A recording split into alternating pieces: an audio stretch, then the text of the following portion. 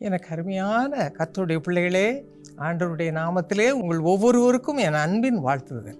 யோவான் சுவிசேஷம் 14ஆம் அதிகாரம் 26ஆம் வசனத்திலிருந்து எடுக்கப்பட்டிருக்கிறது. பரிசுத்த ஆவியாகிய தேற்றவாளனே எல்லாவற்றையும் உங்களுக்கு போதித்து நான் உங்களுக்கு சொன்ன எல்லாவற்றையும் உங்களுக்கு நினைப்பூட்டுவார். ஒரு அருமையான வசனம். இந்த வசனத்தை அநேகர் அறியாதவர்களாக இருக்கிறார்கள். இன்றைக்கு ஆண்டவரை தேடலாம், வேதம் வாசிக்கலாம், ஜெபிக்கலாம். ஆனால் பரிசுத்த ஆவியினால் நிறைந்த தெய்வீக அனுபவத்தை அநேகர் பெற்றுக்கொண்டதில்லை. அதை விரும்பி கேட்டதும் இல்லை. இதை பற்றி அறிவும் இல்லாமல் அநேகர் இருக்கிறார்கள். அவர் ஒரு தேற்றரவாளர். Is a comforter, holy comforter. பரிசுத்த ஆவியானவர் அப்படி நம்மை ஆற்றி தேற்றி அணைக்கிறவர். இன்றைக்கு கூட 21ஆம் தேதி மே மாதம், இந்த நாளிலே எங்கள் குடும்பத்திலே பெரிய துக்கம் நடந்தது. எங்களுடைய அருமையான ஒரே மகள் ஆண்டவருடைய ராஜ்யத்துக்கு அழைக்கப்பட்ட நாள். மிகுந்த துக்கம். இந்த மே மாதம் வந்து விட்டாலே துக்கமாக இருக்கும். அது 21ஆம் தேதி வந்து விட்டால் ஒவ்வொரு வருஷமும் இருதயத்துக்குள்ளே நாங்கள் கண்ணீர் சிந்தி வேதனைப்படுகிற நாட்கள். எங்களுக்கு என்ன ஆறுதல் தெரியுமா? இந்த தேற்றரவாளத்தை பரிசுத்த ஆவியானவர் தான். பரிசுத்த ஆவியானுடைய சந்தோஷம், பரலோக சந்தோஷம் நம்மை நிரப்பும் பொழுது பாருங்கள், நமக்கு எவ்வளவு சந்தோஷம். யோவான் சுவிசேஷம் 14ஆம் அதிகாரம் 26ஆம் வசனம் நமக்கு கொடுக்கப்பட்ட வசனம். அதை நான் தெளிவாக வாசிக்கிறேன்.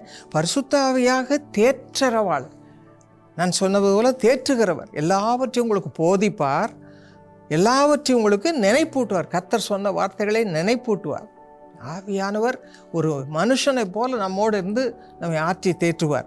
1 பேதுரு 1ஆம் அதிகாரம் 2ஆம் வசனத்தில் சொல்லப்பட்டிருக்கிறது, பிதாவாகிய தேவனுடைய முன்னறிவின்படியே கீழ்ப்படுதலுக்கும் இயேசு கிறிஸ்துவனுடைய ரத்தம் தெளிக்கப்படுதலுக்கும் தெரிந்து கொள்ளப்பட்ட பரதேசிகள் என்று சொல்லப்பட்டிருக்கிறது. அது எப்படி?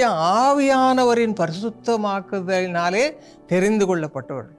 அப்படியான நம்ம ஒவ்வொருவரையும் பரிசுத்த ஆவியானவரால் நிரப்பும் பொழுது நாம் பரிசுத்தம் அடைகிறோம், ஆவியானவரால் தேற்றப்படுகிறோம், ஆவியானவரால் வழிநடத்தப்படுகிறோம்.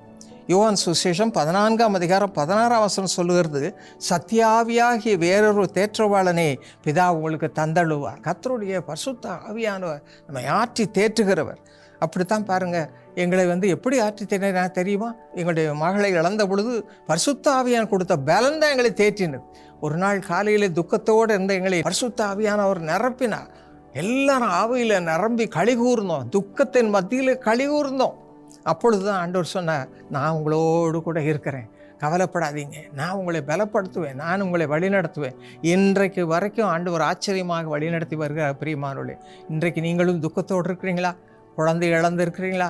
அல்லது யாரையாவது அன்பானவர்களை இழந்து துக்கத்தோடு இருக்கிறீங்களா? பரிசுத்த ஆவியில் நிரம்பிக் கொள்ளுங்கள். ஆண்டவரிடத்தில் கேளுங்கள், கேட்கிற எவனும் பெற்றுக்கொள்கிறார். ஆண்டவராய் இயேசு கிறிஸ்து அப்போஸ்தலர் 10:38 அபிஷேகம் பெற்றார். அதே பரிசுத்த ஆவியானவர் உங்களுக்கும் கொடுப்பார். லூக்கா 11:13 வேண்டிக் கொள்கிற ஒவ்வொருவருக்கும் கொடுப்பார் என்று சொல்லப்பட்டிருக்கிறது. இந்த அபிஷேகத்தை பெறும்பொழுது பாருங்கள், உங்களுக்கு பலன், தேவ பலன் உங்களை நிரப்பும். என்ன கஷ்டம் வந்தாலும் அதை தாங்குவதற்கான பலனை ஆண்டவர் கொடுப்பார். அப்படியான ஒரு பலனை இப்பொழுது நாம் கேட்போமா? ஆண்டவரிடத்திலிருந்து உங்கள் ஒவ்வொருவரும் அந்த அனுபவத்தை பெற்றுக்கொள்ள, அபிஷேகத்தை பெற்றுக்கொள்ள, பலப்படுத்தப்பட நாம் ஜெபிப்போமா? எங்கள் அருமை தகப்பனே, உடைய பிள்ளைகளுக்காக கண்ணீரோடு ஜெபிக்கிறான்ப்பா. யார் யார் துக்கத்தோடு இருக்கிறாங்களோ, யார் யார் என்னை போல பிள்ளை இழந்து தவிக்கிறார்களோ, குடும்பத்தில் அன்பானவர்களை இழந்து கண்ணீரில் இருக்கிறார்களோ, ஆண்டவரே நீரே ஆற்றி தேற்றும் அப்பா. பரிசுத்த ஆவியானவரால் நிரப்பும் சுவாமி.